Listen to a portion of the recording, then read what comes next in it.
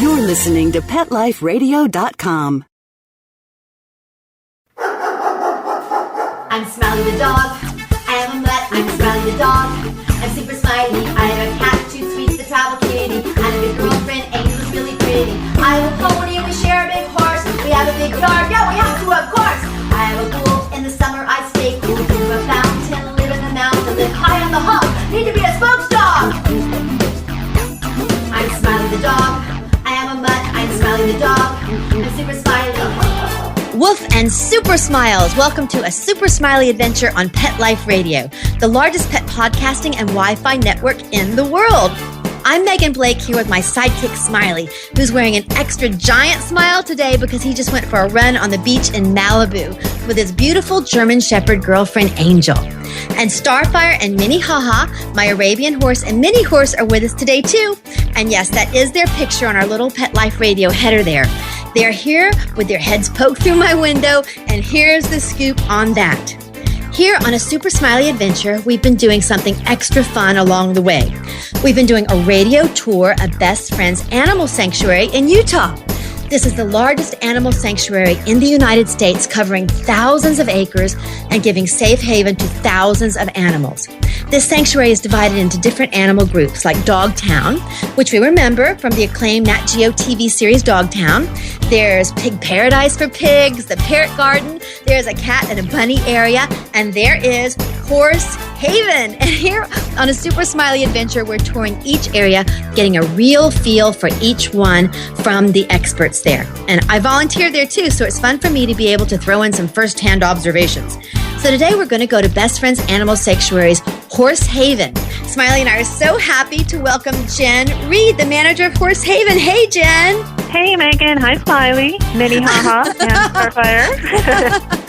How's it going in Utah today?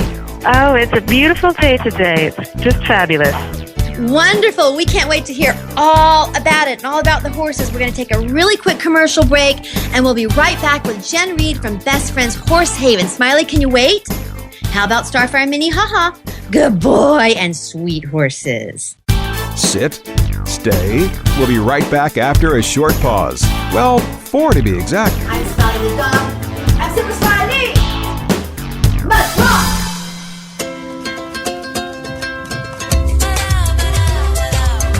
At Petco, we really love pets. There isn't anything we won't do to make sure they're getting the best products and the best care. So when you ask us a question like, so how do you feel about cat condos? We can say from experience, Feels like home for her. Enter the code LUCKY10, LUCKY, the number 10, and get 10% off any order. No minimum at petco.com. How would you like your business to reach out and invite in our audience? We have a brand new trademark concept called Info Seeds. Info Seeds are short 20-second seeds of information about your place of business, practice, or service. Is the best, most cost-effective way to invite us in. We only have a limited number of slots left. For more information, visit the website PetLifeRadio.com. Click on sponsorship information. There you can listen to a sample of Info Seed. Remember, only a limited number of opportunities are available. Stop what you're doing and start horsing around. Every week on Pet Life Radio, horse expert and award-winning rider Audrey Pavia will be trotting out great tips on feeding, breeding, and more on everything equestrian. So set a spell and say hey to Audrey and get ready for a darn tootin' galloping good time. Every week on Horsing Around, on demand, only on PetLifeRadio.com.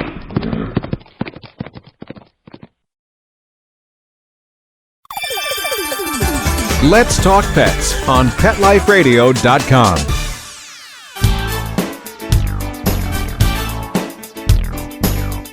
And we're back on a Super Smiley Adventure, and today our adventure is taking us to Utah, to the largest animal sanctuary in the United States, Best Friends Animal Sanctuary. And we're at their Horse Haven with Horse Haven manager Jen Reid. Hey, Jen, thanks for joining us. Hi, thanks for having me. Oh, we are so excited. First, can you describe to everyone, since this is radio, exactly how super gorgeous it is there? What would we see if we pulled up to Horse Haven? Well, when you pull up to Horsehaven, the first thing you see nestled in the Red Rock Cliffs are part of the state in Utah is famous for. You see a lot of white fences and big pastures and groups of horses milling about out there. We have our horses out in herds where there's 2 or 3 together at a time, and they have their friends around, and they're probably out enjoying some breakfast. Oh, that sounds yummy. And the mount, you said the cliffs are around. These cliffs are hundreds of feet high, and they're red, and they're against the blue sky. I mean, it is like a painting. It is just magnificently gorgeous there. It's breathtaking. When I stepped out of the car, it was as though I literally stepped into another dimension of sanctuary. It was just absolutely beautiful. Do people tell you that when they drive up? All the time. We hear it all the time. And I've been at Best Friends myself for a little over 14 years, and I still drive around our Angel Canyon here and look all the time and just am still blown away by how beautiful it is. It's an incredible place. Oh, Angel Canyon. What a beautiful and aptly named canyon. I had forgotten that was the name, and it truly does deserve that title. And people can come to see it, right? They can work with the horses. People can volunteer. Is that correct? Absolutely. In all of the animal care areas, we have volunteers every day of the year, even Christmas and New Year. So, folks can sign up through our volunteer department and come down and help and meet all the animals. Wonderful. And I know that dogs, cats, birds, they all require skills to work with them properly. But horses, being as large as they are, they may require a little more experience or instruction, because I know you don't want anyone to get stepped on or hurt. So if someone really loves horses and is drawn to them but has never been around a horse, can they still come volunteer at Horsehaven? Absolutely. We have a great staff of caregivers and volunteer coordinators that our volunteers work with, and we gauge what we do based on everybody's experience. If somebody has a little bit more skills with horses, they can come and do a little bit more grooming. If maybe you're not quite as sure what to do with horses, then you can shadow some of the caregivers, and they'll help direct you and keep you safe. We want to make sure that everybody, both our volunteers and our animals, have a great time and are safe. So absolutely. In fact, a lot of the folks that come out, the time that they spend with us is often sometimes their first time around horses, which is just great. It's wonderful to be able to introduce them to such magnificent animals. Absolutely. And they are magnificent animals. I consider them to be magical creatures. Do you agree with that? Absolutely. They're just such intuitive animals, and they have a way of, we always say that horses keep us honest. They know what you're thinking, and a lot of times they can bring out the best in us, which is a truly special gift that they can offer. Right. My horse, Starfire, is an Arabian, and Arabians are extremely sensitive horses. So it kind of magnifies what you're talking about, the intuition and that energy factor. And I always noticed also that I take note that horses are flight animals. And we're often used to being around the dogs and the cats, which are predatory animals by nature. But when you're riding a horse, or when you're around a horse, you're actually around a flight animal, like a deer almost. Could you explain people what I'm trying to say? You might say it a little bit better. Yeah, we sometimes jokingly talk about, a horse that is often described as, maybe spooky or jumpy or flighty. They are prey animals. We don't often think about that because they're so large and they can be so intimidating sometimes. But bears and lions and wolves and all sorts of predators, the larger predators, do prey on horses. So, if you think about it, they're just essentially a 1,000-pound squirrel. They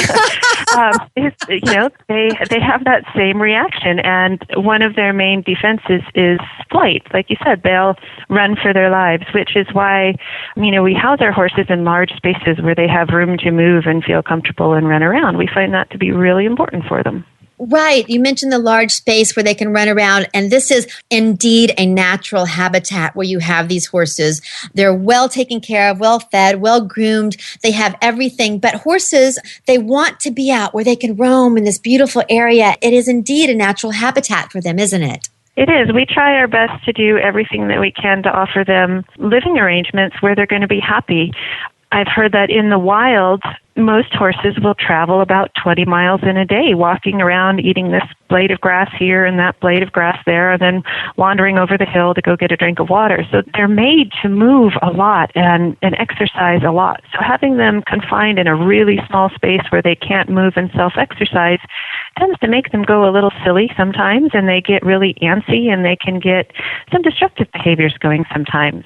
The other thing that we try our very best to do is match them up with pasture mates. Horses are herd animals. You don't really see a horse by himself out in the wild. They take a lot of comfort and a lot of safety from living with other horses. And it really helps their mental well-being if they can have friends to live with.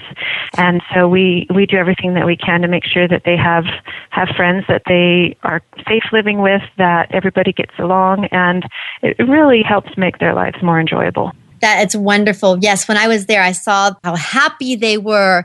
And I totally agree with you. Well, it's just a fact that they are indeed herd animals. And I have Starfire, my Arabian, and his companion is a little mini horse. And they hang out together. There'll be this great big area, but they're all together in a little clump because they like to walk around in groups. You observe that, right? Absolutely, absolutely. And, you'll see everybody in the herd has their position and their job. There's always somebody who's on lookout, kind of guard duty, looking out for danger that might come their way. Meanwhile, somebody else is off duty, and they're taking a little nap, enjoying a snooze in the sunshine, and then, maybe the lead mare in the group says, okay, everybody, it's time to come over here and we're going to go eat and get a drink of water. So everybody has their role in the herd. It's great. I could just sit all day and watch horses interact among themselves. They're just fascinating. They are fascinating. And my horses, of course, they're mine. So I think they're just so exquisitely beautiful. But I think all horses are beautiful. I think I look at them as living art because whenever you look at them, they're just absolutely gorgeous. They are mesmerizing to watch, as you just said. Yeah, it's just amazing how beautiful they are. And one of the things I find most fascinating about horses is, like we've just talked about, they are prey animals.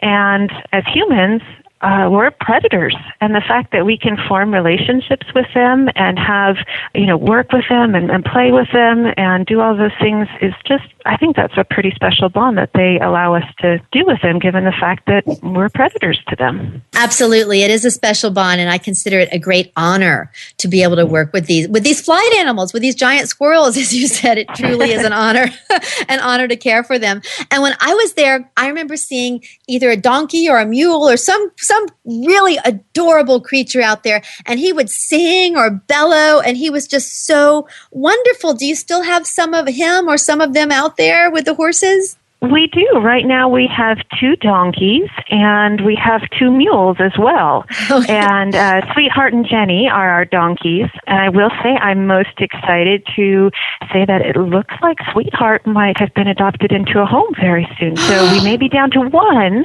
Congratulations. Thrilling. Yeah, we're so excited for Sweetheart. But yeah, horses are not known to be very vocal, as you know, having your guys there, but donkeys can sing. Let me tell you, especially when it's breakfast time. That's what I said. Yep. We often have them in front of cottages, which are places where visitors can rent and stay overnight. And sometimes I feel bad when we pull in early in the morning at 7 or 7:30 and Sweetheart starts singing. The alarm goes off and she yells for breakfast for the next hour until we bring it to her. And sometimes I think, I don't know if the people in the cottages knew what they were up for. That's so cute. And maybe our listeners have heard a donkey bellow, but if you haven't, it is the most funny. It's just so comical. It's loud and has different tones, and it's like they're literally saying, "I'm over here, hurry up, come on," because they indeed do talk. They have individual personalities, right? Like dogs, right? Absolutely, absolutely. Every animal has its own personality, and we borrow a phrase from the type of training that we do, which is Pirelli Natural Horsemanship, and they have a term called horsenality, which we just love. And they each have their own horsenality, which is great. They're just like people.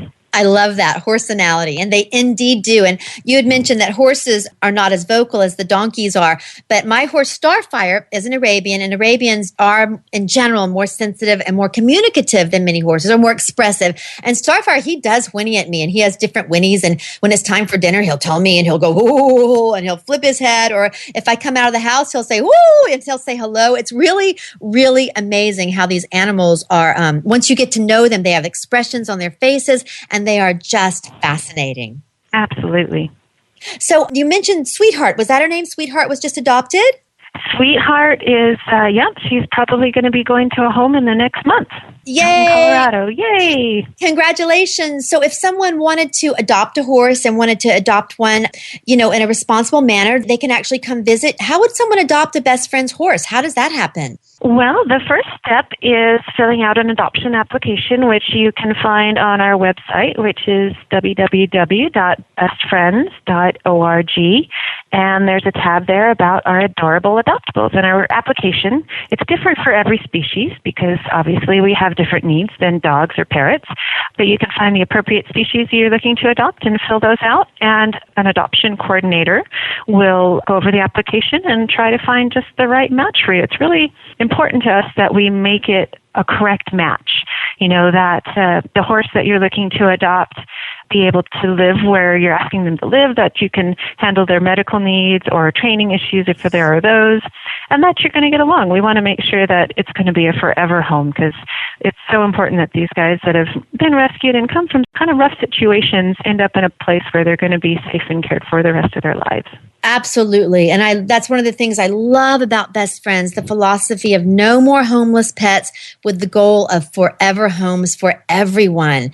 And I know with your dogs and cats, I think it's that if it doesn't work out with an adopted home, the Best Friends animals get to come back. So they're always guaranteed a forever home. Is that correct? Absolutely, absolutely. Anytime, we make a lifetime commitment to every animal that comes into Best Friends.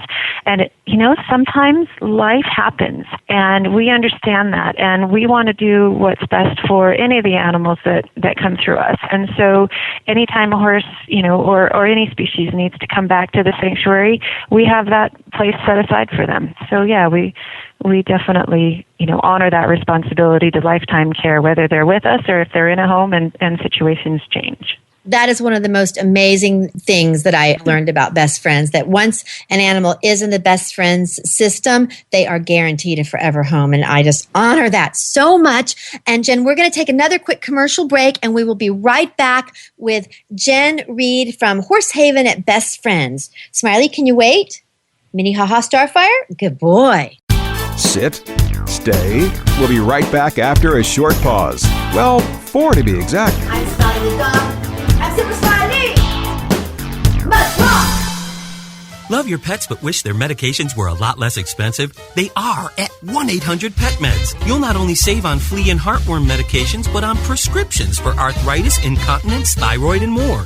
And you get fast service, free shipping, and a 100% satisfaction guarantee. Plus, our licensed pharmacists ensure accuracy, monitor drug interaction, and more. See why over 5 million people have trusted their pet's health to 1-800-PET-MEDS, America's largest pet pharmacy. Call now or order online. Go to 1-800-PetMeds.com/adventure, ADVENTURE, to get 10% off any order and free shipping on orders of $39 or more at PetMeds.com. I don't make any decisions about who to hire without going to Angie's List first. You'll find reviews on home repair to healthcare, written by people just like you. With Angie's List, I know who to call, and I know the results will be fantastic. Angie's List. Who you can trust. Go to angieslist.com/super and get 25% off any subscription. That's angieslist.com/super, SUPER. When you're looking to add a pet into your life, consider adopting a homeless animal from your local shelter or rescue group. Whether you want a kitten, puppy, or a more mature pet, a purebred or a one-of-a-kind mixed breed, even a rabbit or hamster, your shelter has the best selection of animals anywhere, all screened for good health and behavior. PetLifeRadio.com presents Take Me Home with your host, Susan Daffron. Join us each week as we showcase wonderful pets, tell stories, and even throw some pet education into the mix. So get ready to find out why the pet adoption option can be a great way to add a furry companion into your life. Take Me Home every week on demand, only on PetLifeRadio.com.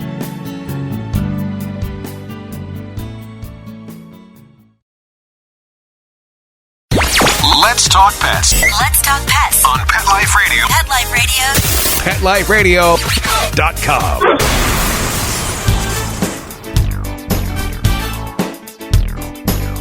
And we're back on a Super Smiley Adventure with Jen Reid from Best Friends Horse Haven. Hi, Jen. Hello. Every day, my life is an adventure with just 2 horses. So I can imagine that yours is jam-packed, super odyssey with all the ones you take care of. Can you tell us some of the fun things that have happened to you at Horse Haven? Oh, gosh, there's so many. I'm not sure where to start. How about just yesterday? Yesterday was a thrilling day for me. We have a little pony named Hamilton, and Hamilton came from kind of a sad situation in Montana where a sanctuary was no longer able to financially support itself, and they had a whole lot of animals, and we ended up being able to take 2 here at the sanctuary.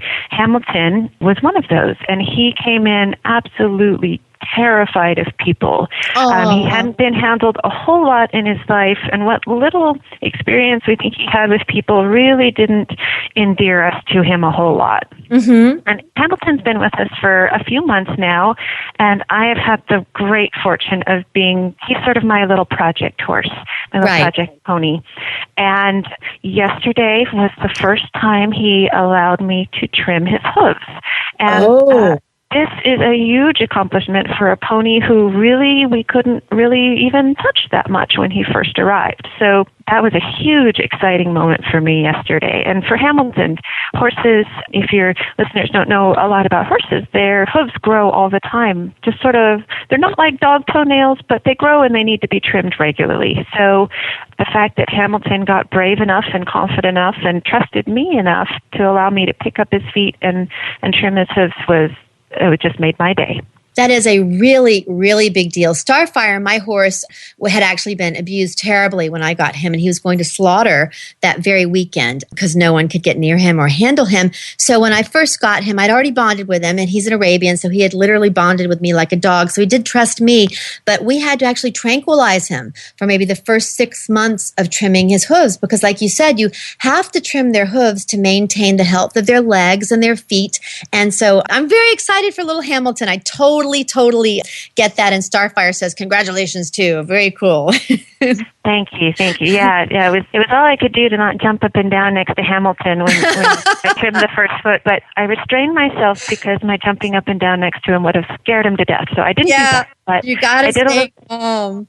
Yeah, I did a little cheer in my head. So, yay, Hammy. There you go. All right. Yay, Hammy. So I was going to ask you also if anything challenging ever happens there, but that's kind of challenging. A lot of people, they've heard the phrase, strong as a horse, he's like a horse. But horses actually are very accident-prone creatures, aren't they? You've got to make sure their area is just perfectly clear because if there's anything they can get caught on, they will, right? So tell us, tell us about that. Yeah, we say all the time that, horses spend every waking minute of every day trying to figure out a way to kill themselves. It really does seem that way sometimes. Gosh, what can I do today? And we do try our very best to make sure that their environments are safe. And yeah, that's a big part of being a responsible horse owner is providing them, good fencing and safe places to live. And we've had some exciting adventures. Sometimes they just amaze you with how ingeniously they can get themselves into trouble. It's very, very true. And in a way, they're very fragile animals with those long legs, and with their flight instinct, they can just charge into something without thinking through it at all. So in a way, they are very fragile animals. So if someone doesn't know a lot about horses, but they love them and they're seriously considering getting one, what does a person need to know about having a horse and stewarding a horse properly before they actually get one?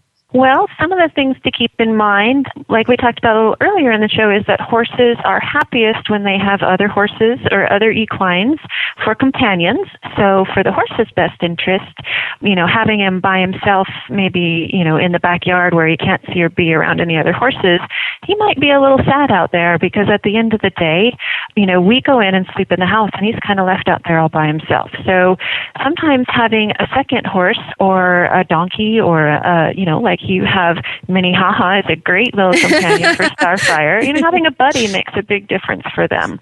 And if you're not familiar about horse care, one of the things that I think is great is to volunteer. There's a lot of horse rescues around the country, and that's a great way to not only help horses, but also learn about being around them. Right. Learn about what it takes to care for them. Horses poop a lot. It's a lot bigger than, cat litter box. And, there's a lot of work that goes into it. And, finding a way to maybe get a taste of that and understand what it's like, volunteering at a local rescue or maybe a therapeutic riding program. There's lots of those around the country that have volunteers. So getting a little firsthand knowledge sometimes goes a long way to helping you decide if you're ready for that. And doing a little research about, what does it actually cost to keep a horse? Horses are a lot more expensive to keep than, a dog or a cat. And so, looking into what is the average cost of feeding a horse in my area, and veterinary care and farrier care, and finding out all of those things ahead of time is going to help you make the right decision. And when it comes to picking out a horse, I think we're all a little guilty of this, but sometimes we pick the flashiest one or the prettiest one, that looks just like that horse that we saw in the movie that we fell in love with as a kid. I know I did that. But sometimes, finding somebody who can help you pick out a horse that's the right personality, that's going to, help you if you're a beginner and you've never had a horse, you're going to need a horse that's going to be somebody that can help you learn how to be around them. The horse can teach us as much as we can teach them, if not more.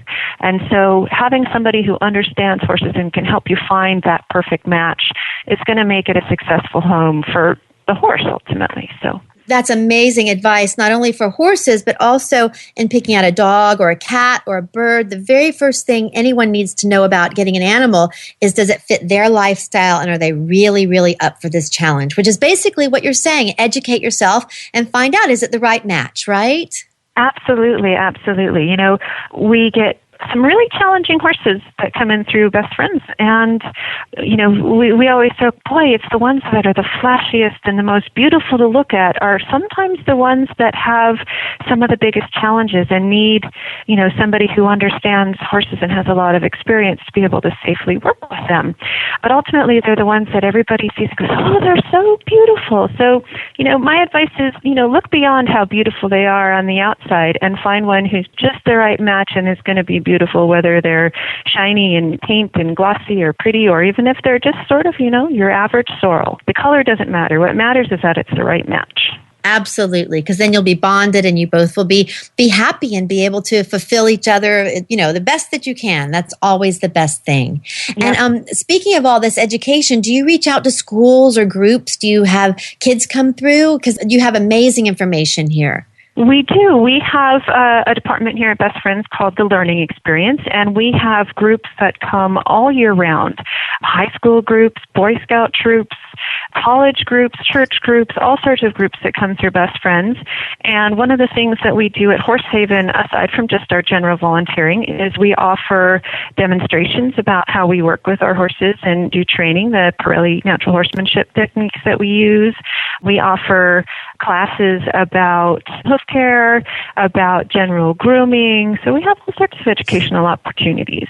That is so cool. And you've mentioned this as well. It's important to listen to our animals and to learn from them. I think you said you can learn as much from your horse as you can, from an outside source. And I mentioned earlier that my horse Starfire, the Arabian, he was going to slaughter because he'd been made dangerous from abuse. And after he came to be mine, we were bonded immediately because we had bonded before. And like I said, the Arabians are very, very sensitive, but he teaches me lessons every day. He had been starved starved and had mange when I got him. He was just in a terrified panic, kind of like the little pony that you mentioned. But now when I look at him, he's one of the most magnificently beautiful creatures I've ever seen. He trots and whinnies and throws his head like he's telling me to embrace life, to live life with passion. Do your horses have lessons that they share with you? All the time, all the time.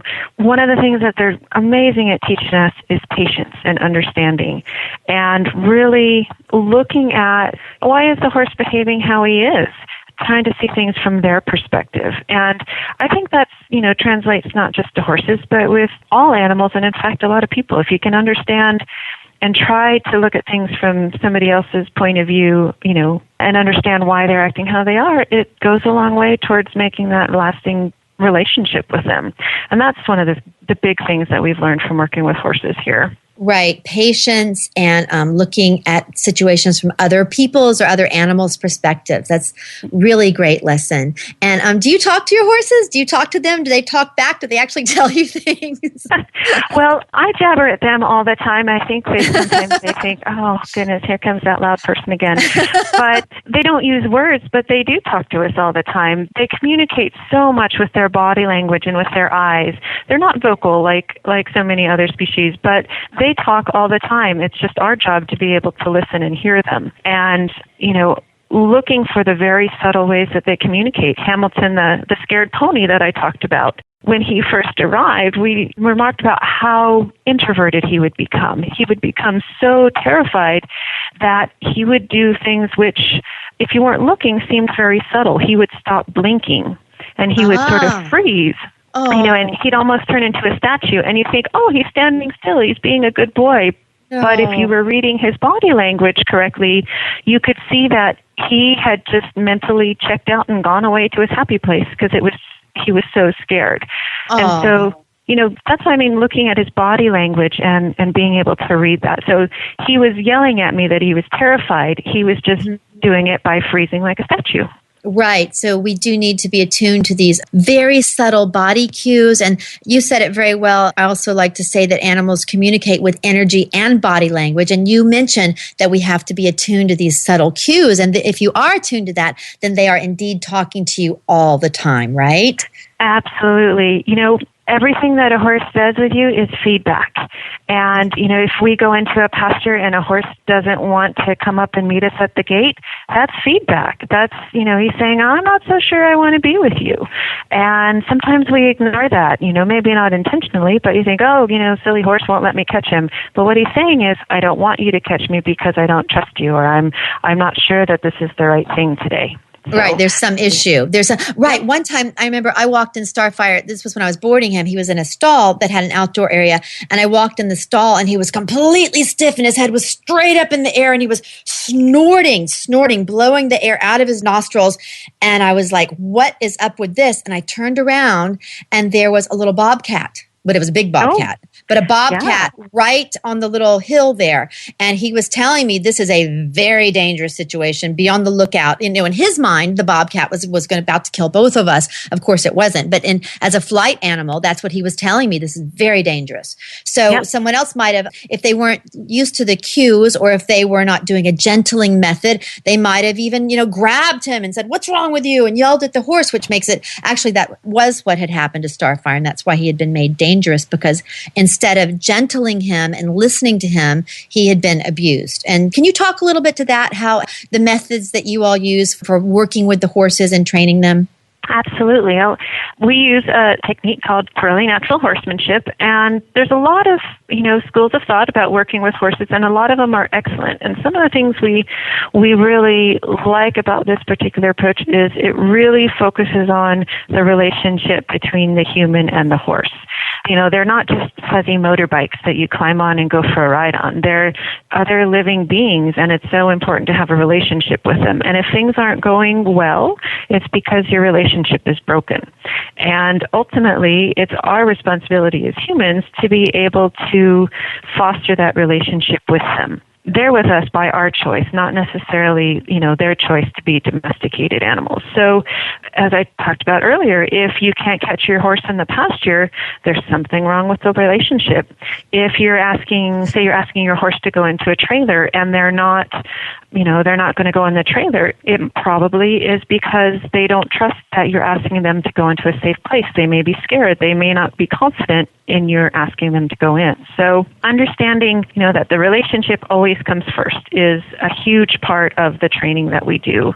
Also, looking at each horse as an individual, understanding why they're behaving how they are. Are they acting in a certain way because they're really scared and they're unconfident and they're not sure about what you're asking them to do? Or are they saying, well, my personality is a little more dominant and I'm a little more confident and I don't want to do what you're asking me because I don't think I want to, and so really understanding their motivation behind their behaviors helps us relate appropriately to them. So if somebody's really scared, we can go a little bit slower and help them understand what we're asking, take little baby steps at a time and get them used to the idea. If they're maybe being just a little bit obstinate about saying, I don't think that's a good idea for me because I don't want to, well, then maybe we can persuade them in different ways about, well, that's nice, but I would really like you to get in the trailer and have a conversation about that and convince them that it is a good idea. Right. Jen, this is all such amazing information. Thank you so much for joining us on a Super Smiley Adventure. And this is Jen Reid, manager of Best Friends Horse Haven. And Jen, could you again say your website or where people can go to learn more about Horse Haven? Absolutely. It's www.bestfriends.org, and you can also check out our Facebook page, Best Friends Horse Haven. Oh, I love that. I didn't know you had a Facebook page. I'm going to do that as soon as we finish with our interview. I'm going to go on your Facebook page. Say that again, please, so we all get it. If you just go on Facebook, it's Best Friends Animal Sanctuary, and it's Horse Haven. Very cool. This is Jen Reid, manager of Best Friends Horse Haven for Best Friends Animal Sanctuary. And Jen, I don't know if you know, but my dog Super Smiley, who's here with us, he's got a flash mob for pet adoption that's touring the country and raising the energy and awareness for adoption. And his motto is, the coolest thing you can do is get a throwaway dog. Mutts rock, it's true. But it's not only for Mutts. Angel, his girlfriend, is a purebred German Shepherd who we think was a puppy mill dog because she was abandoned in the desert as a puppy. And Super Smiley's flash mob is also not only for dogs, but it's also for cats and horses like Starfire and all of those at Horse Haven. So Smiley wants you to know where you can see his Super Smiley dance, and that's at our YouTube channel at youtube.com/Megan Blake. And his webpage is smileythedog.com. And Jen, say what's the website for Best Friends? Say it one more time so everybody can hear it. www.bestfriends.org. Yay! We appreciate you being here so much. We'll all be taking our dogs on our outings. So one more super possum shout out to Toyota's Safe Pet Travel Initiative. Buckle up, harness up, and enjoy your adventure. Thank you again, Jen Reid, Horse Haven, Best Friends, and to all of you for joining us on a Super Smiley Adventure. Until next time, woof and super smiles. Let's Talk Pets, every week on demand, only on PetLifeRadio.com.